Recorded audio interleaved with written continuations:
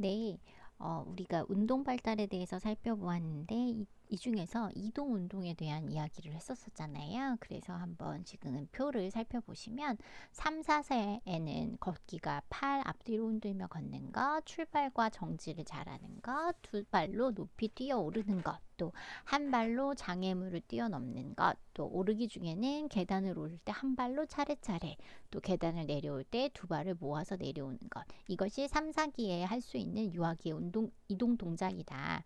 또 4, 5세는 곡선 위를 걷는 것, 평균대 위를 걷는 것, 방향을 바꾸어 달리는 것, 또 두 발을 모아 뛰면서 앞으로 나아가는 것, 또 오르기에서는 발을 번갈아 가면서 계단을 내려오고 사다리, 정글집, 미끄럼틀, 그리고 나무 등을 타고 오르내리는 것. 이것이 유아기의 그 이동 동작이다라고 이야기할 수 있네요.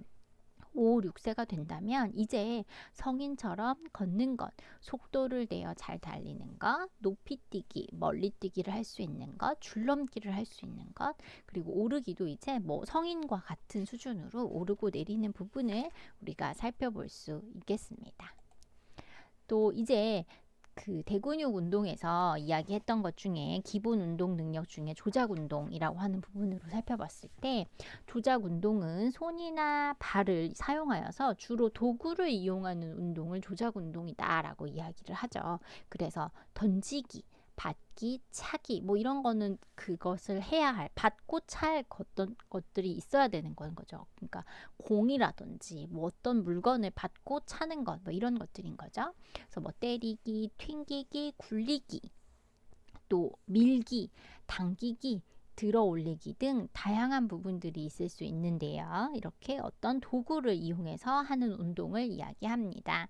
그래서 조작 운동은 눈과 손, 그리고 눈과 팔, 손과 발 등의 그 서로 간 다른 기관들이 함께 이게 이루어져야 되는 거잖아요. 달리기만 잘해서 되는 것도 아니고 빨리 그 공이 날라오는 거를 보고 그것을 손으로 잡아야 되는 거고 공의 위치를 확인하고 공을 발로 빵 차야 되는 거고 뭐 이렇게 하다 보면 손과 눈 그리고 손과 발 뭐 눈과 발 뭐 이런 것들이 서로 간에 다른 기관이 함께 협동해서 그 이것을 이루어지는 거 그 운동하는 능력 이것을 협응력이라고 이야기하는데 발달마다 개인차가 있지만 공 던지는 경우에 2, 3세 이후에 이것이 발달이 된답니다. 그리고 3, 4세경이 되면 구르는 공을 잡을 수 있고 몸을 앞뒤로 흔들며 한 팔로 공 던지기가 가능하다라고 이야기를 하고 있네요.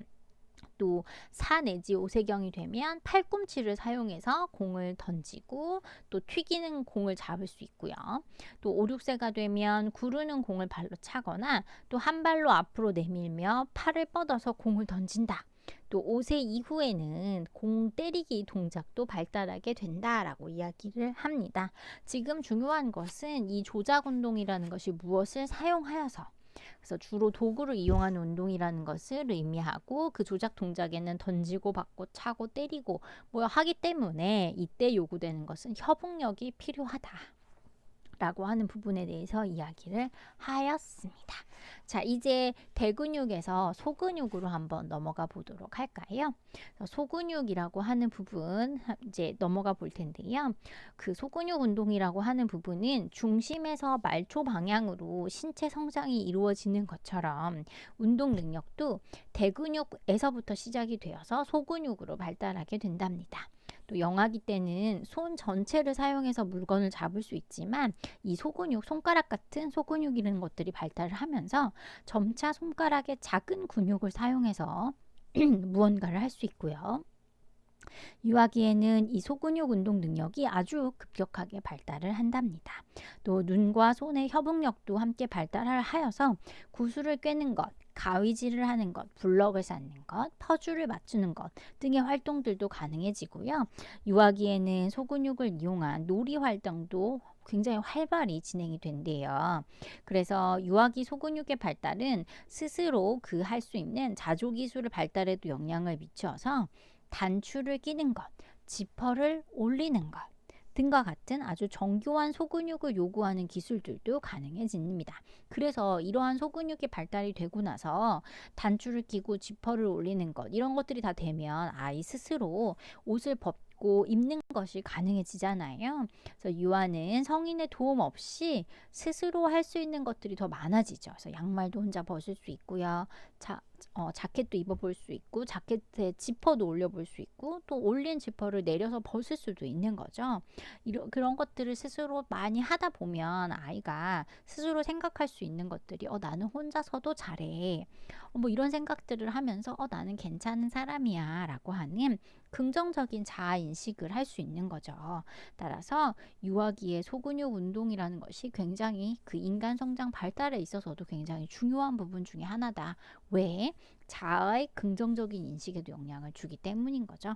이렇게 유아기 소근육 운동의 발달은 어떻게 일어나는가라고 하는 부분들을 이제 한번 살펴보면 여기서 볼 수가 있겠네요. 그래서 3, 4세, 그리고 4, 5세, 그리고 5, 6세에는 각각의 어떤 특성들을 갖고 있는가라고 하는 부분들이 이제 볼 수 있는 거죠.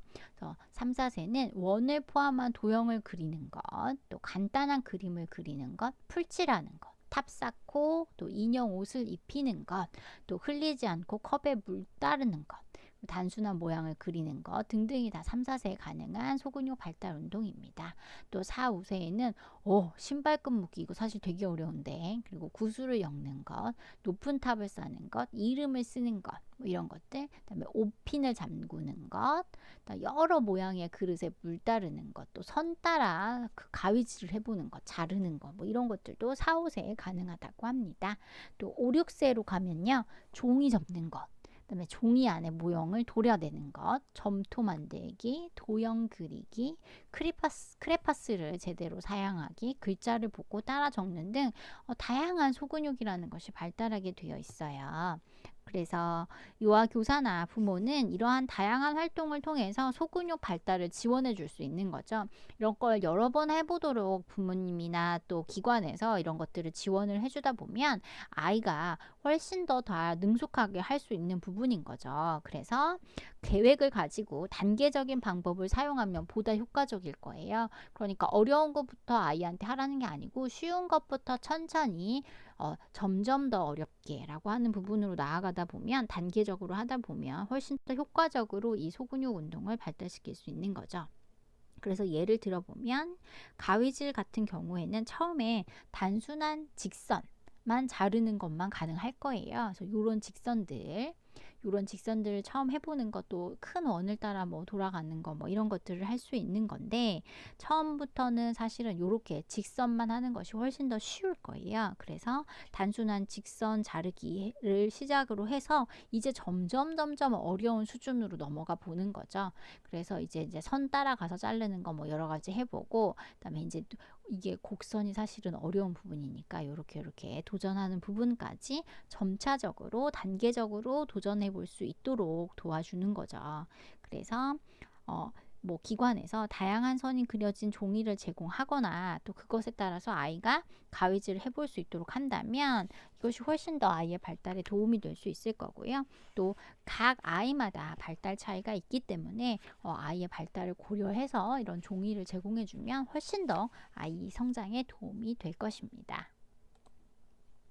그래서 손의 사용에 있어서는 영아기에는 주로 양손을 모두 사용을 하는데요.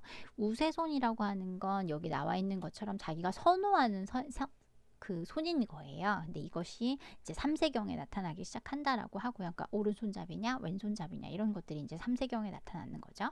그래서 이것들은 뇌 발달과 관련이 있고, 몸의 오른쪽을 주관하는 좌뇌가 발달한 경우에 오른손을 주로 사용을 하게 되는 거고, 반대로 우뇌가 발달한 경우에는 왼손을 주로 사용하게 되는 거죠. 그래서 우리나라 사람들은 주로 오른손잡이잖아요. 그래서 아직까지도 우세손보다는 오른손을 사용하도록 훈련을 시키는 거죠. 그러니까 너가 더 편한 대로 해 라고 하는 것보다는 무조건 오른손을 쓰는 것이 좋아 라고 하는 훈련이 우리나라엔 더 많은 거예요. 하지만 이렇게 우세손을 강요하는 거는 바람직하지는 않은 것 같아요. 그래서 유아가 편하게 사용하는 우세손으로 결정하도록 하고, 이 시기에 이루어져야 하는 소근육을 잘 발달시킬 수 있도록 하는 것도 굉장히 중요하다라는 부분까지 살펴볼 수 있겠습니다. 그래서 소근육 발달이라고 하는 건 결국 작은 근육에 관한 이야기를 하는 건데, 이것은 중심에서 말초 방향으로 신체 성장이 이루어지는 것처럼 운동 능력도 대근육에서 소근육으로 발달을 한다. 그런데 영아기 때 손 전체를 사용해서 물건을 잡을 수 있었지만, 이제 아이가 성장 발달하면서 이 소근육이라는 것이 발달을 했고, 점차 손가락처럼 이 작은 근육을 사용하기 시작하는데, 유아기에는 이 소근육 운동이라는 것이 급격히 발달하게 된다라고 하는 부분까지 정리하시면 될 것 같습니다. 자, 이제 우리가 보게 될 부분은 뇌발달이에요. 뇌발달은 사실은 인간 발달 영역 중에서 굉장히 중요한 부분이죠. 그렇지만 되게 어려운 부분이기도 하고요. 그래서 여러분에게 이러한 뭐 신체적인 부분들을 다 우리가 하나하나를 다 알 필요까지는 없을 것 같아요. 그렇지만 어떠한 역할을 하는지 좀 큰 흐름을 살펴보시는 것을 추천드립니다. 자, 그래서 한번 살펴보시면요.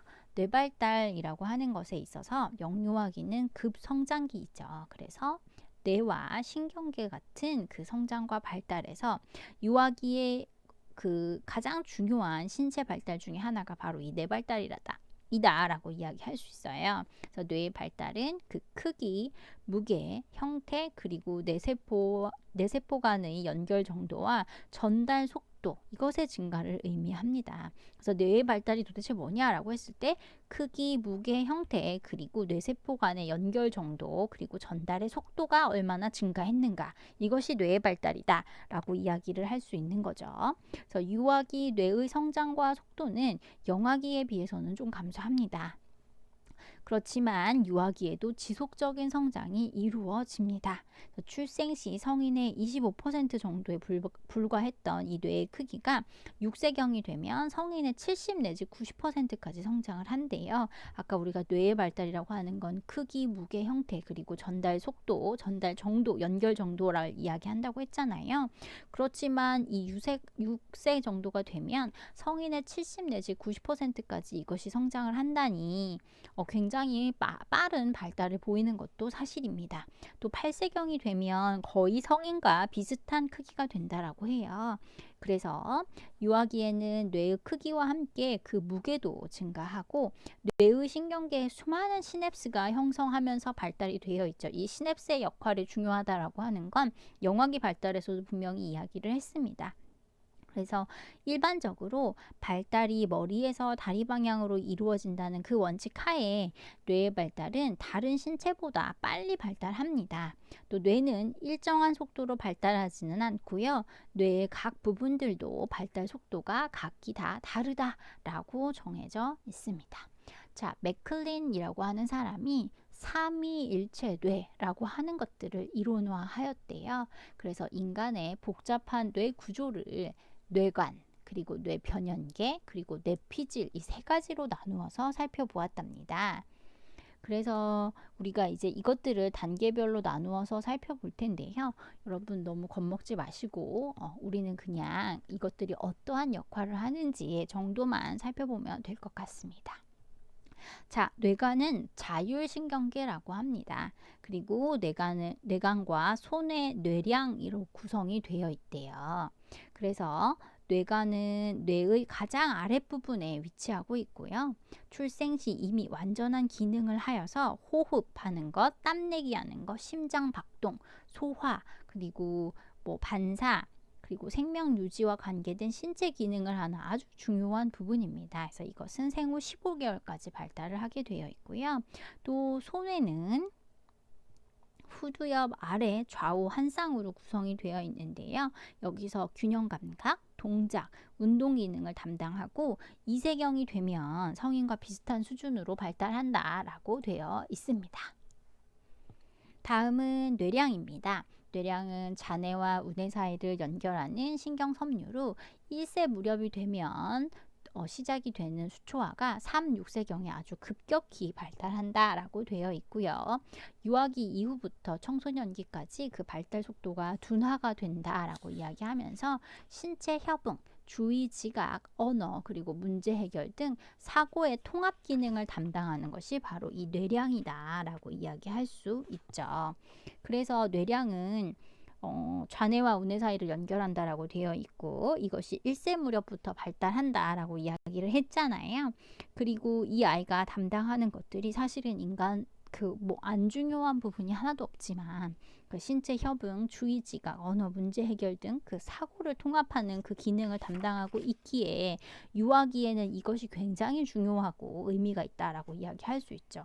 그래서 유아기의 아이가 하는 다양한 경험은 수치와 수상돌 가지가 많아지고 뇌량이 두꺼워지면서 좌뇌와 우뇌의 처리 속도를 증가시켜서 두뇌 발달에 도움을 준다까지 할 수 있겠네요. 그러면 우리가 추측해 볼 수 있는 건 유아기에 아이에게 다양한 경험을 할 수 있도록 도와주어야 되겠다까지 정리하시면 될 것 같아요. 그래서 이제 뇌의 구조를 살펴봤을 때 우리가 뇌간 그리고 대뇌 변연계, 대뇌 피질 뭐 이런 부분까지 이제 연결이 될 텐데요.